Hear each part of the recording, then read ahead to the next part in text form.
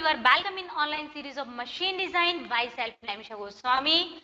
In this lecture, we will discuss about different types of heat generated, dissipated, and extra amount of mass of lubricant required to dissipate remaining heat, which will not dissipate it directly, or you can say that by itself. Okay. So this total points we will cover in today's lecture. So first of all, what is critical pressure? Okay. So what is critical pressure? This is also you can say that some types of definition which are standard used in your design of sliding contact bearing. So the pressure, critical pressure is that pressure in which the oil film will be break down so that metal to metal contact of bearing maybe begins. So this is known as your critical pressure or minimum operating pressure of bearing at which metal to metal contact may be occurred. So this is known as critical condition. Okay. So that pressure or bearing pressure is given by Zn divided by 4.75 multiplied by 10 to the power 6 and multiplied by d by c ka whole square multiplied by L divided by d plus L ka bracket 1. So it is given by Newton per mm square, and this value is also given in your design data book of sliding contact bearing. So you can directly take it from there. Okay. So you can take this value direct from your design data book. Now, where Z is given in kg meter per second. So Z is your viscosity, N is your RPM, okay, and D is your diameter of your journal, and C is your diametral clearance, L is your length of bearing. Okay, so bearing pressure is given in Newton per mm square, and P may be calculated from given data for design that should be less than of your maximum bearing pressure for given machinery. So what is mean by this?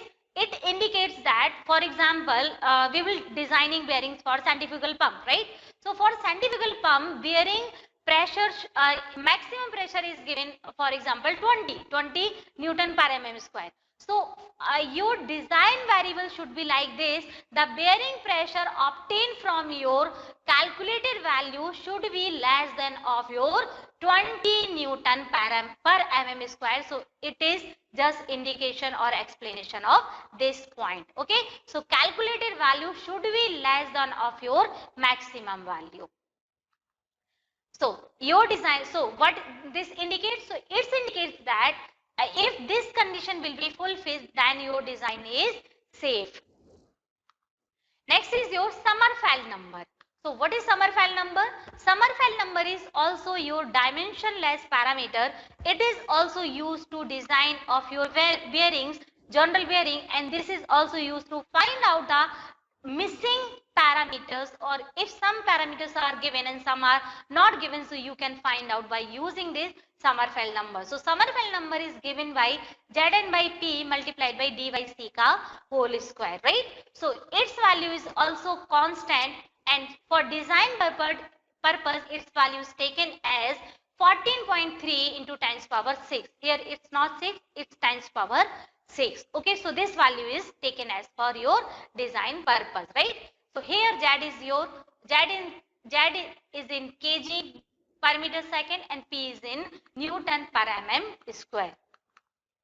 So now next is your heat generation. So how to heat is generated? So heat is generated basically due to fluid friction and friction of the parts which having relative motion. Okay. So heat is generated due to relative motion of your fixed element and your moving element. Okay. So it is your given, it is due to your friction of the parts.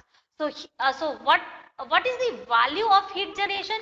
So heat may be generated, heat generation is given by Qg, and this is equal to mu Wv Newton meter per second or joule per second, or it is given directly in watt. Okay. So here what is mu? Mu is here coefficient of friction. What is W? W is your load applied on your shaft. What is V? V is here Your velocity, linear velocity, if RPM is given, so how to find out velocity? So velocity you can find out pi d n by 60. Okay. So here mu is coefficient of friction and W is your load on bearing, which is given in Newton. So what is, yes, how to find out mathematical? So mathematically what was the bearing pressure? So bearing pressure was given, you can see here, P is given.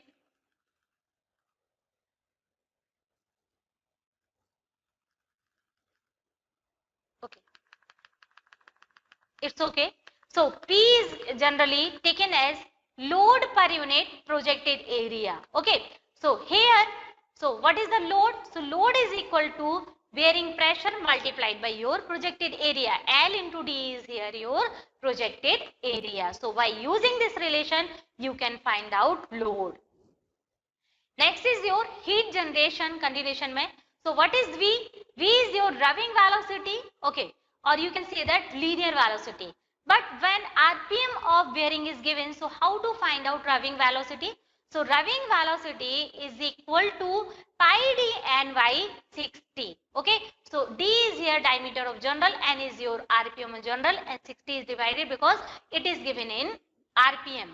Okay, rotation per minute. So that's why we will divide this value by 60. Okay, here d is in diameter.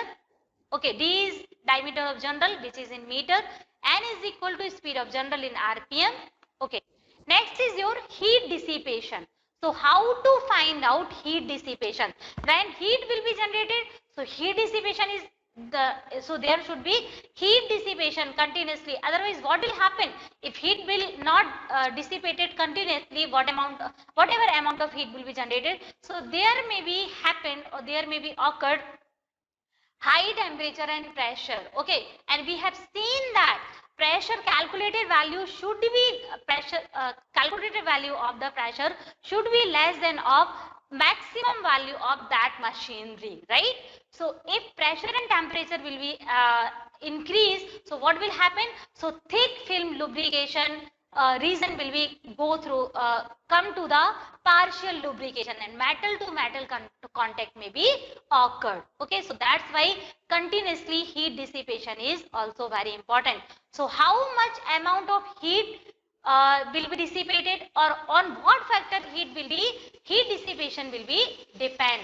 Okay, so heat dissipated by your bearing. So there you can we have seen that in bearing, sliding contact bearing, journal bearing, we use lubricant. So heat dissipation due to convection, right? So heat dissipation is equal to Ca into Tb minus Ca in watt. Okay, so what is C? C is here your heat dissipation coefficient, which is given in watt per meter square degree centigrade, right? A is your projected area of bearing, which is always in meter square, so which is equal to L into D. What is Tb? Tb is your temperature of bearing surface, surface temperature, which is given in degree centigrade, and T is your temperature of surrounding of air in degree centigrade. Okay, so it was the heat dissipation. So what should be the equilibrium condition? So in equilibrium condition, or in after thermal equilibrium, heat dissipation should be equal to heat generation, right? But in actual practice, it not happened. So what will happen? So what we have to do if heat generation is not equal to heat dissipation, or you can say that if heat dissipation is not equal to heat generation, right? So for thermal equilibrium, Qg should be equal to Qd. Okay, but in actual practice, heat generation is always greater than of your heat dissipation. So what will happen?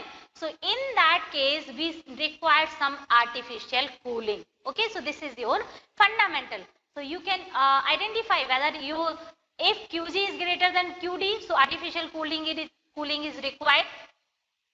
If Qg is equal to Qd, so there is no artificial cooling is required.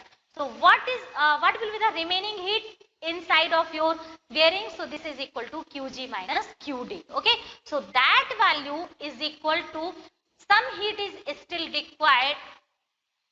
Okay, so some heat is still there. So we have to remove that heat by using artificial cooling. Okay, so heat taken away by the oil. So oil is mean by when we use some artificial cooling to remove that portion of heat. So it is denoted by Qt is equal to MST. Okay, in watt. So M is here mass of oil in kg per second. S is your specific heat of oil and its value is always constant. It generally we can take 1840 to 1840 to 2100 joule per kg degree centigrade, right?